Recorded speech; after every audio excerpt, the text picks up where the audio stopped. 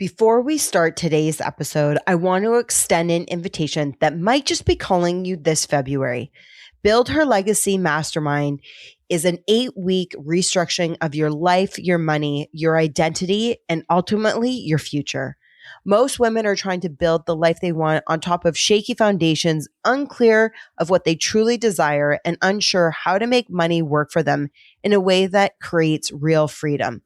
As we move into 2026, this is a call to rise and to lead differently, to stop building alone and start co-creating with God.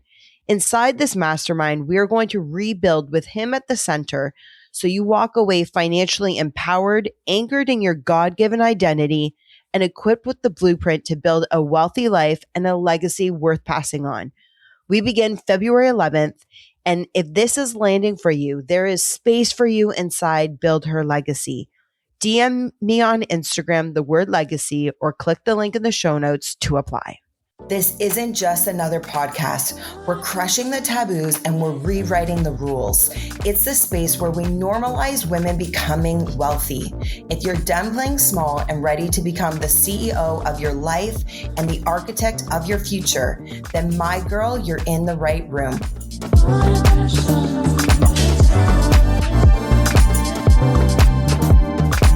Welcome to your wealthy era. Welcome to the Wellthy CEO podcast. Today's guest is a woman who spent years helping everyone else sound powerful until she decided it was time to step into her own power. Carly Ottaway, founder of Web of Words, agency CEO, journalist turned storyteller, and best-selling author. She built her career giving other people a voice, but the real turning point came when she stopped hiding behind their stories and started telling her own. Today, we're talking about reinvention, identity, boundaries, and what it actually takes to come home to yourself. Joining me today in studio is Carly. Thanks for joining me on the Wellthy CEO podcast. Thank you so much for having me. I'm so excited to be here. Well, I am so excited that you are here, and already, there's been 4 times where I'm like, we just need to actually hit record because we keep talking, and I'm like, people need to hear this. So we are recording. We are live right now. I want, before we kind of dive into the now, because you spent years telling other people's stories, not just like from authors and Olympians, business giants even as well. And so what was the moment for you where you realized you could kind of stay no longer behind the scenes? And maybe you can expand on even what behind the scenes mean. We need to know a little bit about you. But really that moment where you're like, I have a story to tell and it's my turn to step into my power, rise up and tell my story. Oh my gosh, love this question. We're getting right into it. Yeah, I really did build my career and over a decade in business, kind of hiding behind the keyboard. And I feel like it's kind of one of my, I don't have any regrets in business, but as the owner of a marketing agency, how much I poured into my clients first and foremost without pouring back into the business in the early years is definitely somewhere that I could have a do-over if I had the opportunity to. But at the same time, that's what I love to do. I loved working with other women in business, especially to really help them get to the root of their why and understand their purpose and pull out the power of their story and be that mirror to reflect that back to them so that they could step into that power. And I feel like it was really coming out of motherhood and a huge identity shift that came from some major events in my personal life that kind of shook me and made me feel like, okay, if I really need to start actually walking the talk here in a whole other way. And if I'm going to be encouraging my clients so much to put themselves out there and to be vulnerable and to share their stories, I need to be going first. And I need to take that to a whole other level that I haven't taken it to before. So I really started investing way more in my personal brand at that time, not only using my Instagram to share cute pictures of my babies and actually using it for business and, taking my own strategy really. And then the book came from that and bringing this lifelong dream to reality that was writing a book and publishing a book. So let me ask you, because most people that are the behind the scenes person, whether you're a photographer, shooting photos, a publicist representing other people, and in your case, like you said, you're like hiding behind a keyboard. Usually that's really scary to put yourself on the forefront. Was that like nerve-wracking for you? Was that something you had to like get over? I'm going to say grow through as opposed to just even get over. Like how did that land for you? How did that feel? Yeah. And that's exactly it. Like, just like photographers, like are most comfortable behind the lens. That was me behind the keyboard. But I think I had the bonus of being expanded by so many women who went first and really carved the path for me and showed me what was possible and inspired me and expanded me to think bigger, dream bigger, and take bigger action and really put myself out there. And I found too, actually, the difference between stepping kind of in the forefront on social media and in my marketing versus the process of writing my story in a book form. Like that's the longest form of content really you can get. Yeah. And it was such a healing spiritual journey for me to be able to really get to the root of my own story in this way that I never had before. And I really believe that everyone needs to go through that, at least every business owner, that to really understand just how powerful your story is, to go through that process was incredible for me. And I was able to kind of actually be like, okay, yeah, my story actually is powerful. Why am I hiding it? Why am I playing small and downplaying? And, really it's since then now, the impact I've been able to have on people who have read it and really seen themselves in the story and shared specific parts that I almost edited out, honestly, because it felt so vulnerable to include. But that's what resonates the most. Those pieces that we're so used to hiding is actually where the deepest connections are made. You took the words right out of my mouth. It's like it really in this space, the more vulnerable that you are within reason, but like, there's vulnerability and then there's like really messy vomiting. Okay. Like there's a difference. But if you can be authentic in your vulnerability, that connection runs so deep amongst people. And it's actually what opens up your success. And it's like you said, it's like we're so used to hiding it, or there's this shame element, or we're embarrassed, or whatever it is. And then when you start sharing it, you're like, wow, I'm just as human as that other person. And that other person also feels that too, right? Like their humanity. So, okay, for those listening, they're probably like, this story, there's a book. Okay, I have a copy of the book here in studio. So if you're watching, you can see, but it's called Coming Home, which I love this title. And I shared with you, it resonates with me because I went on my own journey of coming home in 2022 when I removed my breast implants. And that was a huge, you don't realize it, but it forms part of your identity, And so having that removal, it was like this journey of healing, but just really coming home to myself. And so when I saw your book title, not just that you're an author, but the book, I was like, oh, this is so wonderful. And obviously that means something different to you, but I'm sure there's commonality. So tell us about the book. And I would love for you to bring us to the core of your story, because you've mentioned that a couple times right now. Oh my gosh, yeah. So I just published early October, and yes, it's called Coming Home, The Path to Your Favorite Self and Permission to Do It Your Way. And I really— Amen to that. Permission to do it your way. Right? Yes. I feel like as a mother in business, that has been my life path. As an Aries, if you're into astrology, I've never been about following the cookie cutter path, and really just figuring it out for myself has been so important. And along that journey, business is such a personal development journey, and there's so much self-awareness needed in order to really step into your authentic leadership and be self-led and make decisions that are the best for you and the business ultimately. So I think it just sent me on this massive journey of self-discovery, and then motherhood only 10 times that. And then I was at a point in my personal life where I had a 9-month-old and a 2.5-year-old.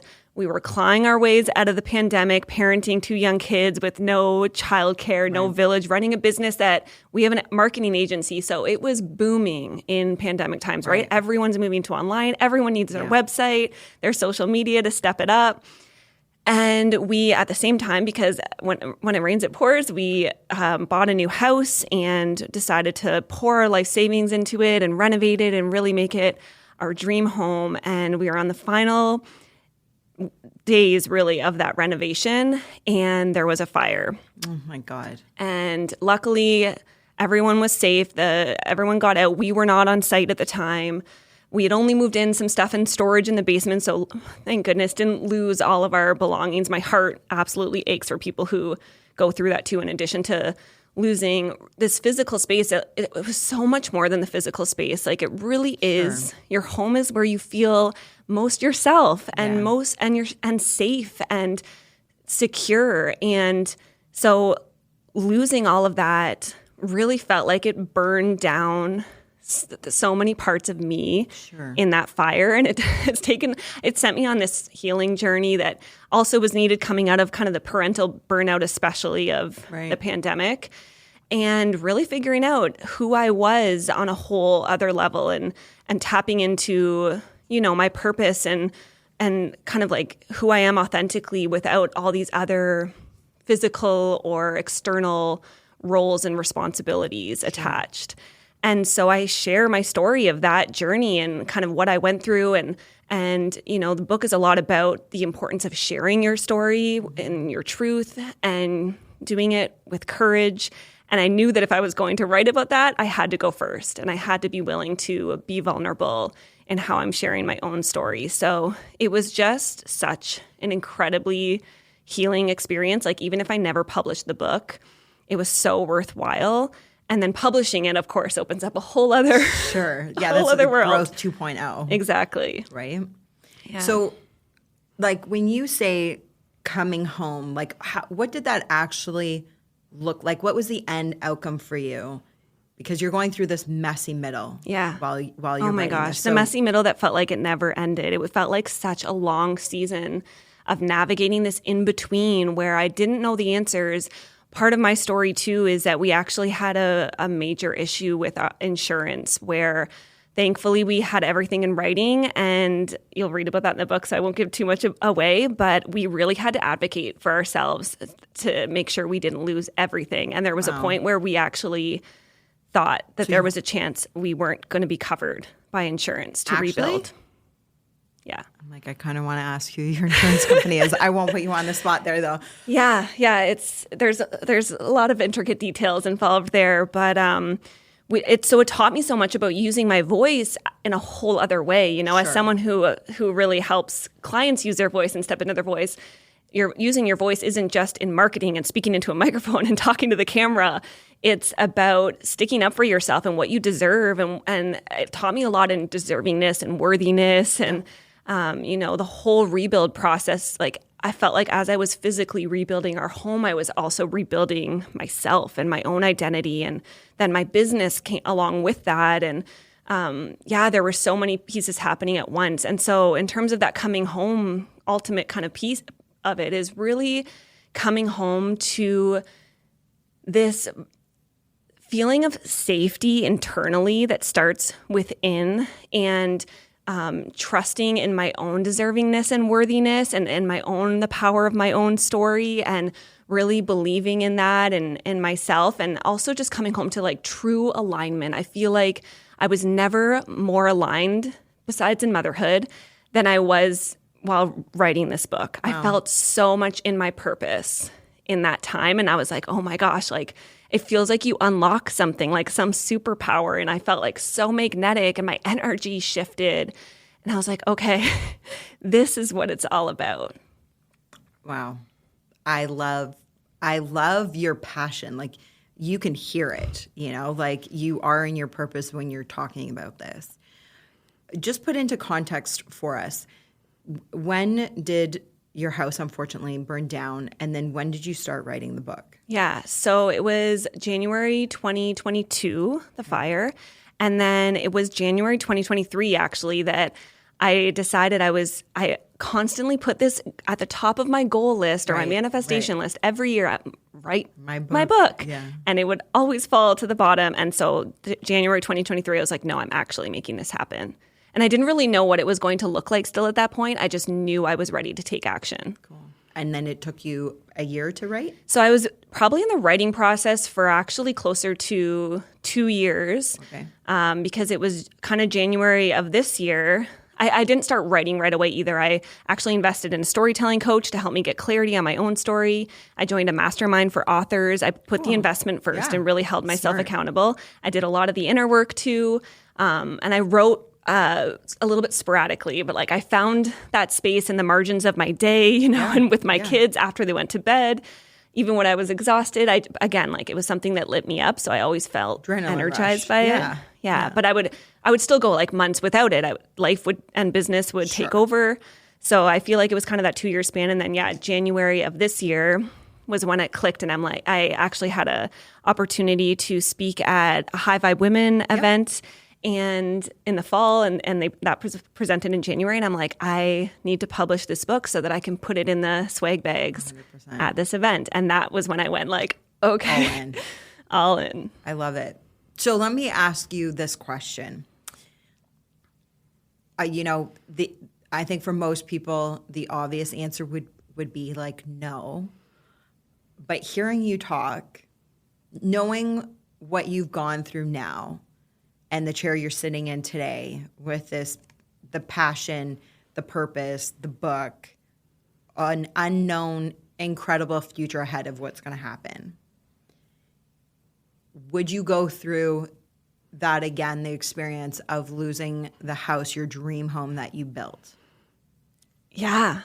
As crazy as that sounds, and I know it kind of feels easy to say, I believe that was all of those experiences were the character development that was needed to actually create the person that I am today, the author that I am, the mother that I am, the business leader that I am. And I learned so much from that experience. And I don't want to downplay like any kinds of trauma but I really believe in a lot of ways that we were put in these human bodies to experience certain things that actually do align us with our purpose that we are here to do. And so, as hard as that can be to think in the moment when you're in the thick of it, when you come out and kind of can look back and reflect and see and connect the dots of everything that it led to, it just like starts to make sense.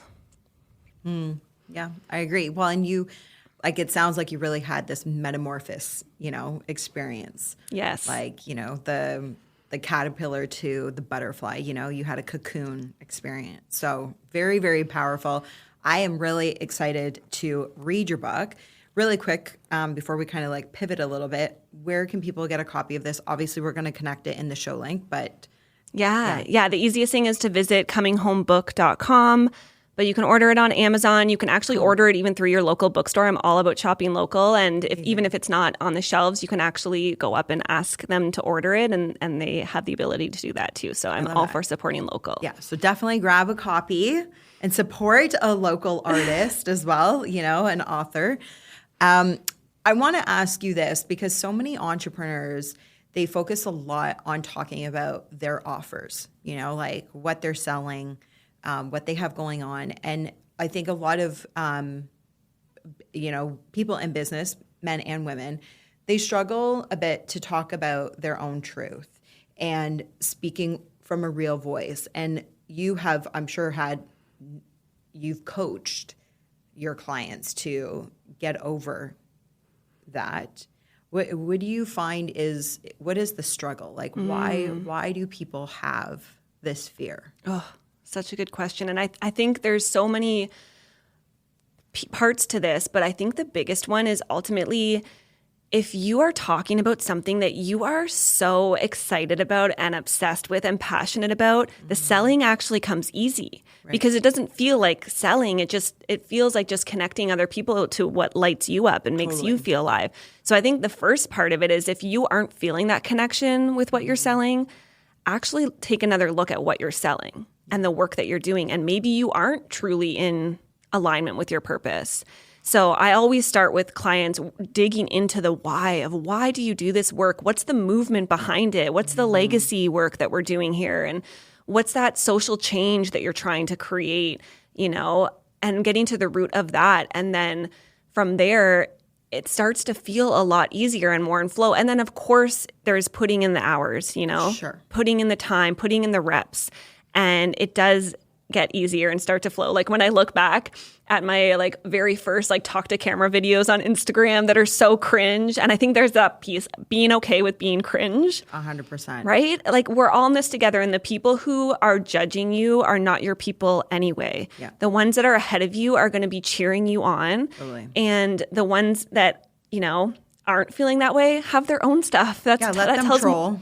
Exactly. That speaks more about them than it does about you. So really just being in alignment with what feels good for you, giving yourself permission to pivot when it doesn't feel that way anymore. I'm a manifesting generator in human design. So, me too. Okay. Yeah. So we know the power of the pivot and just what did you really. say your sign was? Aries? Aries. Okay. I'm a Sagittarian. Okay. Birthday's coming up. Yeah. I was going to say it's your season, It your is time. my season. Yeah. So starting there, and again, that's that self-awareness of knowing your human design, if you're into it, knowing your astrology and really understanding what kind of processes feel good for you. Totally. And that's what I mean about permission to do it your way, is that there really is no one way, and you can emulate what's worked for others, but if it doesn't feel true to you, it's not going to work. It's not going to get the same results. I couldn't agree more. And I do think that so many people miss, or they don't even realize that there are these elements that make us all different and unique. And so it's understanding your own, and that's why it's called human design, but your own design, because just even where you get your energy source from, and what time of day should be focus work, which type of day should be more relax and releasing work, is really, really important, because some people are those people who are morning people, and you're like, oh my God, I don't know how you're a morning person. I'm a night owl. Well, you should be creating your work based on your own structure and makeup of who you are, Yes. I just want to add to that really quickly, because one thing that when it came to writing the book, I kept telling myself, I'm going to get up before the kids and write the book. Mm-hmm. But my kids are early risers. They're up and ready to go by 6:30. Right. So in order for me to wake up before them, and also they're not sleeping, solid through the night, at least together at the same time.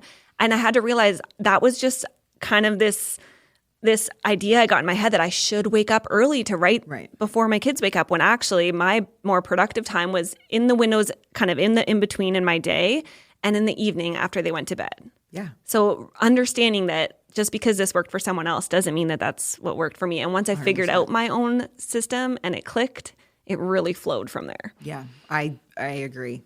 One of the other things that you said that I want to circle back to, because I think it's really, really important, is so many people and entrepreneurs, especially more in the beginning, the longer you've been in business, the more you exercise the muscle of not giving a fuck what other people think. You have to be able to train yourself, and eventually it becomes natural, but it's a muscle.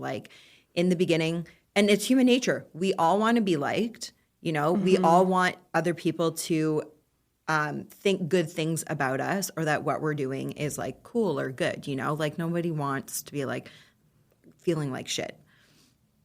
But the longer you're in business, the more it's going to require you to put yourself out there, and you're going to fall more than you are going to rise. That's just part of it.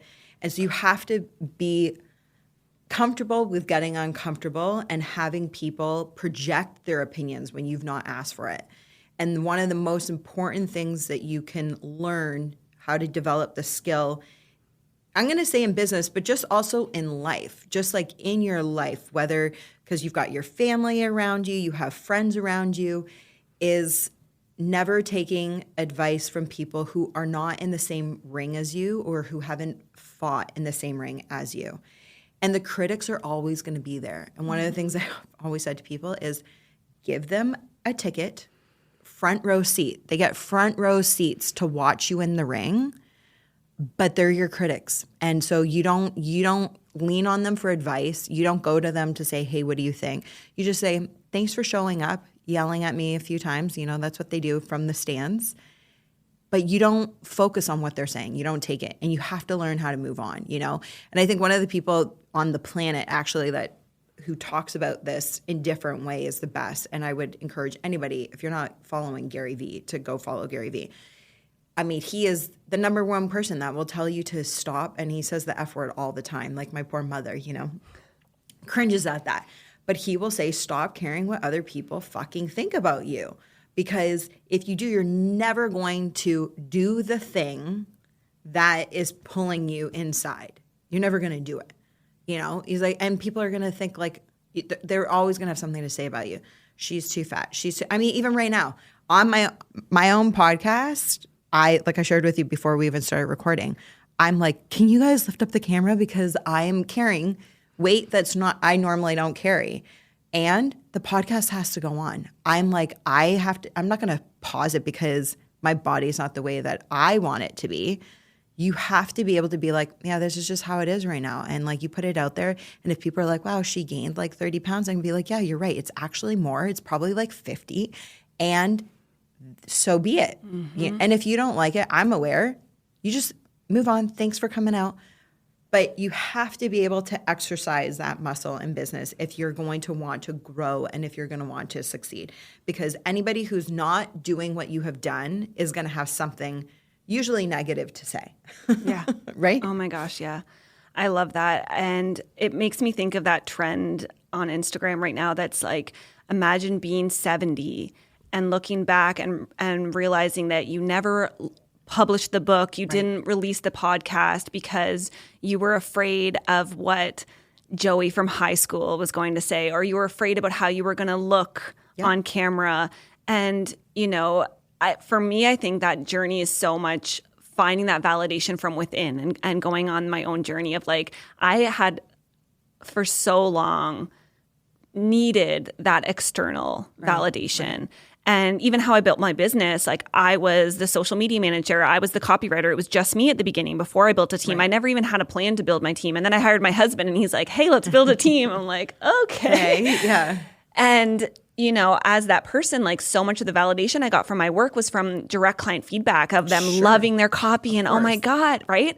And so then as my role evolved and I was less in the day-to-day and the one doing the work and really had to step into more of that visionary leadership role, that put me into having to really do a lot of work to realize that my identity is so much more than being the copywriter and getting that validation from the client, and like really thinking bigger about the impact and believing in myself. And that's believing in my own story and coming home to that within yourself. And as long as you know that you are being true to yourself and rooted in your purpose and, you know, doing what you're here to do. And that's why I think it's so important that you do the work to really, truly 100%. Understand and believe in your story. And then the rest of the stuff does like start to disappear. And that doesn't mean a negative comment can't still, you know, throw you off.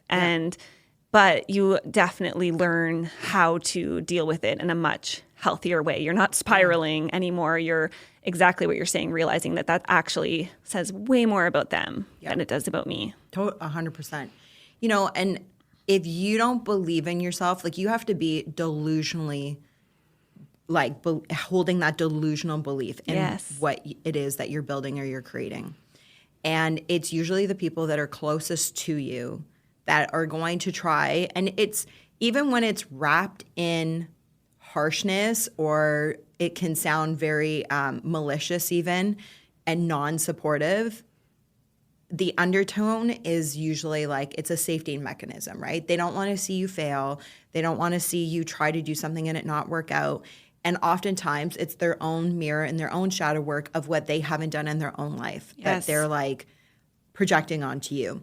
And they get uncomfortable with you changing because then you're not fitting in the box that they had you fit in nicely for so long, especially if that means the dynamic is a little bit different and the people pleasing and you have firmer boundaries, you know, of course other people are going to feel like, oh, wait a second, this actually affects me and I don't love that you're changing in this way if they aren't able to truly be your supporter. But that's when some relationships need to evolve and, you know, maybe they're in your life for a certain season and that's easier said than done for certain relationships, absolutely too. But the more that you tap into that, you find your people who really, truly want the best for you and are there to support you no matter what. The other thing, so I'm gonna share something with you. I know you're on my podcast. I feel like I'm all of a sudden I'm like, I want to share this story because I've never told anybody this. I'll tell you 2 mini stories around this very topic. Anytime I've gone to create something and launch something in my life, oftentimes I have somebody in my family, in my immediate family, who has something not so fantastic to say. So anytime I go to launch something, I always get this feeling in my stomach where it's like knotted, because I know the moment I press send, launch, go, within a week, I'm going to get the not the feedback, I'm going to get like the vomit. And I have had to create the stamina to be like, I need to do this anyways because I know my purpose and I know what I am here to build and create. And when I was 25, but going back 15 years ago, I founded a nonprofit organization called Free Them that fights human trafficking, and it's 15 years old this year. Wow. And in the infancy stage, it wasn't even like a thing yet. It was like an initiative. I had no idea it was going to turn into like life work. We've changed federal legislation in Canada 3 times. We've helped rescue over 500 victims of human trafficking, putting them into safe houses. And there's all kinds of stuff that we've done. Oh my goodness. And I had a family member say to me multiple times that this isn't really what I should be doing. And if I go and I continue to pursue this, I'm going to have a hard time finding a boyfriend. I'm going to have a hard time trying to get maybe married because men around this topic, it's a little icky, which it is, the safety issues. And I just remember being like, in this moment, I need you just to support me. And if you can't do that, this is where the boundary comes in. You have a choice. I could either listen to that and freedom may not have existed today, and going and doing all of the things that we have done. You know, I always kind of say to myself, like, even if I did nothing else with my life, I could go, you know, be put 6 feet down under, knowing like I have changed Canada for the better and I've left my own mark in a little way that most Canadians will never have a freaking clue about, right? Like you'd have no idea about this if I didn't tell you this.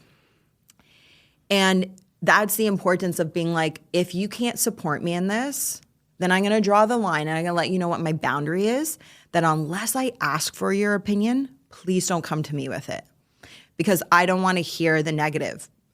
I thank you for your concern. I thank you for loving me, because this is really why you're doing it. You do love me. And here's the front row seat. Here's the ticket. And I don't want to hear anything from you. Mm-hmm. I had to do that with this podcast as well when I rebranded and launched. I had somebody else come to me and be like, you're just trying to be this, acting as if you're this multi-millionaire and da-da-da-da-da. And I'm like, that's not actually what this podcast is about. There's a huge component around wealth, like in the true sense of the word. Absolutely. Am I a multi-millionaire today? No, but I have created a lot of fantastic success in my life, a lot of which other people may never have in their life. I've done a thing or two in business. I've traded lots of real estate. You know, like there's things that I have done, and we're looking at the wellness side, self-leadership, taking ownership of your life. So it's like, you don't even understand actually what the mission is of the podcast. Yeah.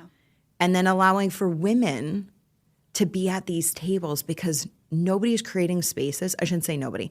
There's not enough spaces being created where women can have these conversations around wealth instead of being shamed. Yes. Kind of like how I was being received when I relaunched the podcast. Yes. And I just knew. I was expecting it. It was like literally when it happened, I was like, oh, yeah, I've been waiting for you. Thank you. And here's my boundary. Again, let me remind you. And this was a different person, but still within my family, like close circle. Yeah.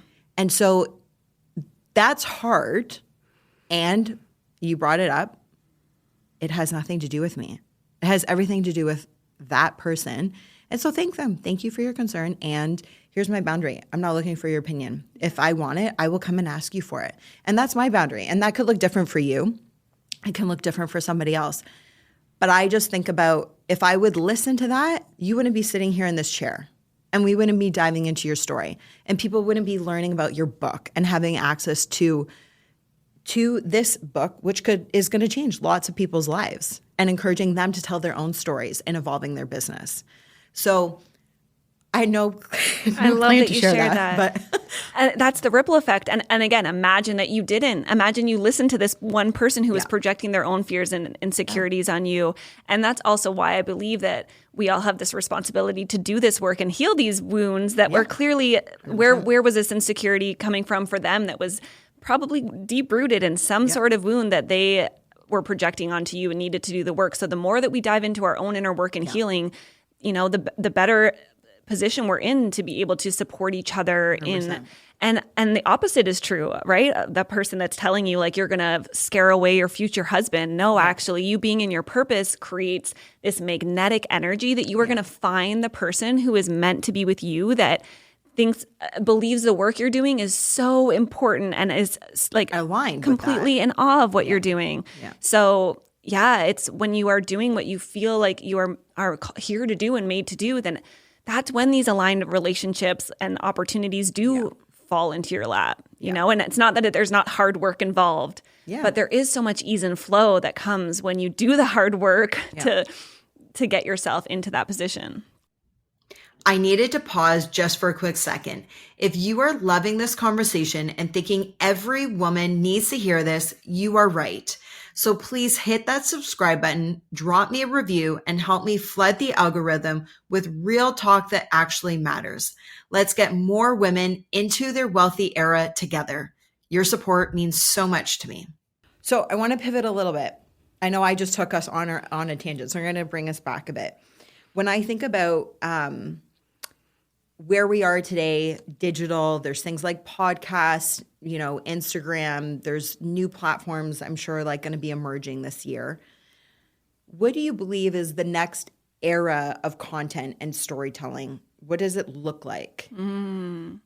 Yeah, I mean, it is changing so quickly, and now especially with AI, and I think with that, it comes back to kind of the full circle of that people are craving truth. Right. Especially now, we're seeing these like AI made videos. My brother is a videographer, and he's shooting these like really incredible wildlife videos out in BC. And so sometimes I see really cool, like I'm like, you're living your like best National Geographic life. I love it. And I sent him something the other day that was this really cool like wildlife story, and he wrote back to me. He's like, "That's AI." I'm like, "What?" Yeah. Like I was shocked. I'm like, "How is like it's insane what it's be able to create now." So we're having that much more of a critical eye on everything. So people want to see the real you. So the more that you can show up, that's why face to camera video is so important. I mean, even that we're seeing AI take over and be able to create these characters, which I think is also where like the real life connection comes in. So it's remembering that this online strategy needs to support what you're doing in person, and people are craving a lot more. We're building so many beautiful events in Canada for women in business, which I absolutely love to see. So seeing it as this whole ecosystem, and I think a big part of that is then looking at, okay, where is my long form content that has a longer longevity, whether that's through a podcast, through a blog, a newsletter, a Substack, and then the short form content, YouTube maybe, that's more long form, right? And then the short form content supports that and drives through the funnel. And I think the long form is where you really can be your most authentic, because we're seeing, I love Instagram, like it's my favorite platform to connect, but it is like the quick hooks, the trends, the B-roll, like it doesn't feel like it's a chance for you to truly like get deep into the roots of things. And I'm a girl that's like, let's skip the small talk. Let's get right into it. So where are the spaces that you can really truly feel like you can show up as your most authentic self? And I think we're going to see more platforms continue to create that opportunity for us. Mm-hmm. It's so interesting because you mentioned Instagram, and it's my favorite platform as well. There's like a lot of them that I can't stand, and I don't even have threads on Instagram. I am like, if you're not going to use it, you're spreading yourself so thin. Like if you're going to use it, then use it well. Otherwise, don't have it at all. So I didn't jump on that bandwagon. I'm like, I can't. Yeah. And so one of the things, as you're talking about Instagram and sharing your story and your voice to think about really, I guess, like over the next like 5 years. And I know I brought him up. I usually don't always bring up Gary Vee. I do love him, but he is definitely a man of the future and usually not wrong. And I was actually on a Zoom. He might be a time traveler with his predictions. I know. Right? I feel like him and Elon Musk have something going on that we don't know about yet, And the maker of The Simpsons. Right? Yeah. I mean, they're always spot on. They're hanging out somewhere in the future. Yeah, well, Simpsons is connected to the CIA. That's like a whole other conversation that we could go left and talk about. Yes. But, they always somehow know that COVID is coming and there's another pandemic coming and all of the things. So Gary is saying, get ready. Instagram is going to be going away probably within the next 5 to 7 years, which seems like a long time from now. That's like half a decade.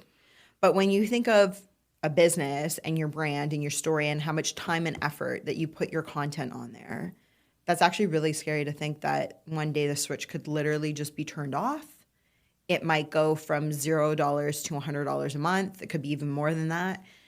And I think everyone should expect like the subscription model is absolutely going to come. There's billions of dollars sitting there for Instagram that they're not collecting right now. And so that is something to be thinking about is like, maybe it is like a Substack to start diversifying where you're putting out your own voice and your content. Exactly. And I love that you brought up like not spreading yourself too thin because I'm a big believer in like get to know one platform really well. Right. But then always be mindful of how am I bringing people into my own space, my own backyard, like driving them to your website. It is your space that you own, your email list. I mean, email marketing has been around forever. It's changing constantly, but it's so important to like be focused on your email list and building up that funnel. And it also that the stats do show that it leads to higher conversions. Right. But yeah, exactly. Like other ways that you're connecting with people, and Substack is a huge way of that. And I think it's like, I have a little bit of a bias here from my own experience, but also just coming back to like true art instead of getting so lost in that's where I kind of get pulled back and forth with the marketing world. And I feel like I've always been a creative first before I was a marketer. So as much as I understand the strategy, my passion is really with the raw truth that comes from creating art. And it starts with creating for yourself first. Totally. And that was my journey with writing a book. I really had to write this for myself first and something that my younger self needed. And then kind of start to look at in the editing process, okay, really understanding the reader. Whereas marketing, you're like immediately always thinking about the audience, which is important. And of course, it needs to be part of the strategy. But I do feel like there's kind of something that's bringing us back into really being able to create for ourselves. And, AI is kind of like, here, I can create this for you, but then it's actually taking away the creative pursuit. So how can you use these tools to actually help you be more efficient and streamlined that let you have more time to focus on the art rather than actually outsourcing the art and outsourcing the creativity. Yeah. I love that. And that's so important. Well, and I guess you're saying it in a different way as well, that it's really like the coming home to yourself. Like that's part of it, Yeah. It's like the heart of who you are, is the art. Exactly. And that's what the robots will never be able to replace. But you have to protect that. Yeah. So somebody who's listening right now that it might feel silly to even ask this question because we all have a story. Most people, though, walk around realizing how insignificant, or they feel that their story is so insignificant. Like life has just happened, good or bad, black or white, maybe it's gray or blah. And they don't really realize that the power that they hold in them is the story of their life. And so what would you recommend is the first step for somebody to be able to begin, not just to come home to themselves, but really to discover their own voice and the power of their story? Yeah. Oh, I love this. I'm a big journaler. I've always loved to journal, and I definitely fall off my journaling ritual here and there too. But I think having this space where you can create, again, just for yourself, no one else is reading it, and letting yourself get into this free flow of writing, of like this subconscious kind of writing. And there is actually something too about writing, handwriting, and the energy of it coming through your arm and releasing out onto the page.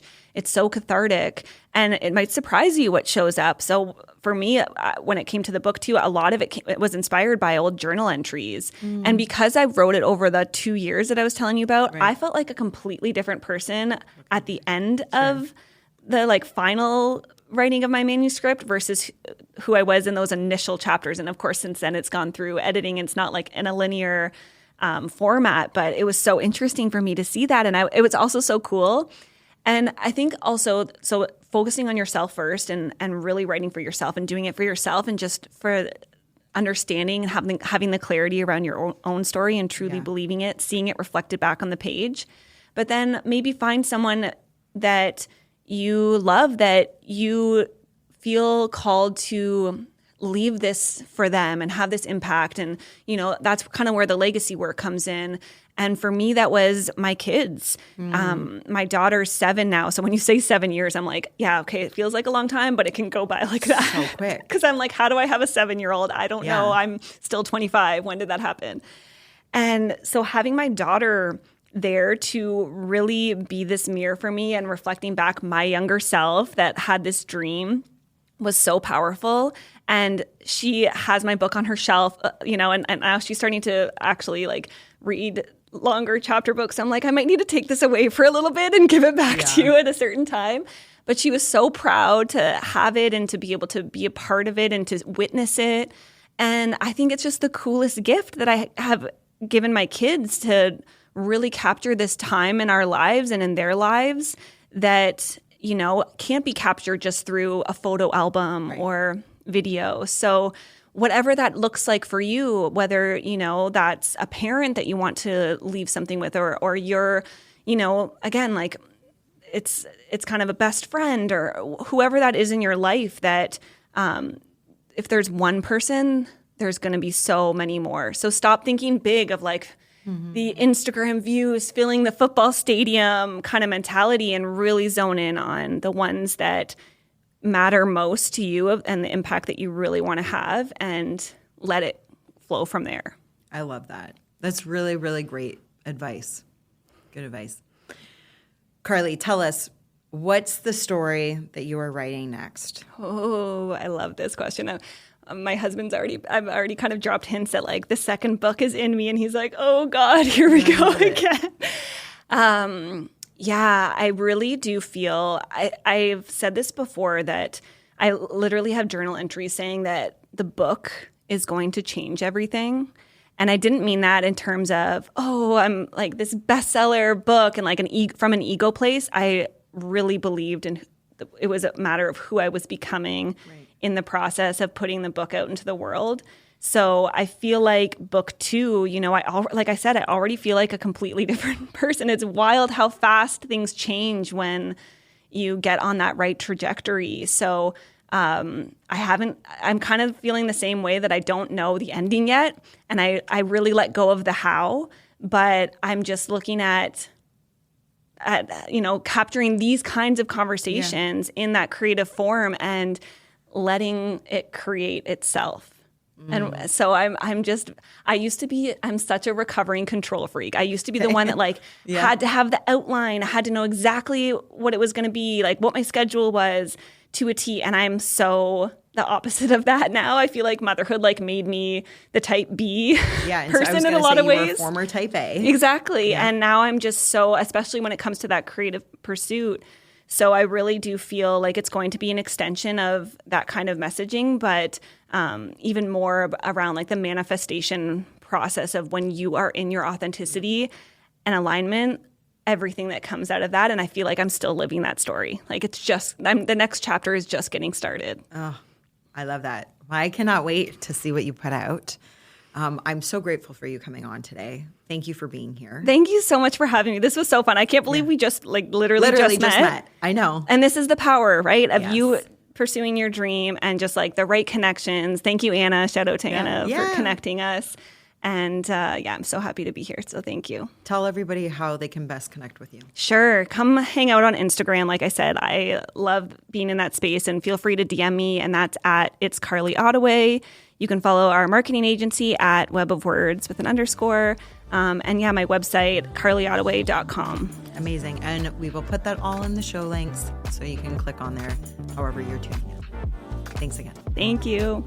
If something in today's episode resonated with you or sparked a shift, tag me on IG or send me a DM. I genuinely love hearing what lands for you. And if it spoke to you, share it or leave a quick review. It helps more women find this show and step into their own wealthy era. Until next time, lead with purpose, live with intention, and stay wealthy.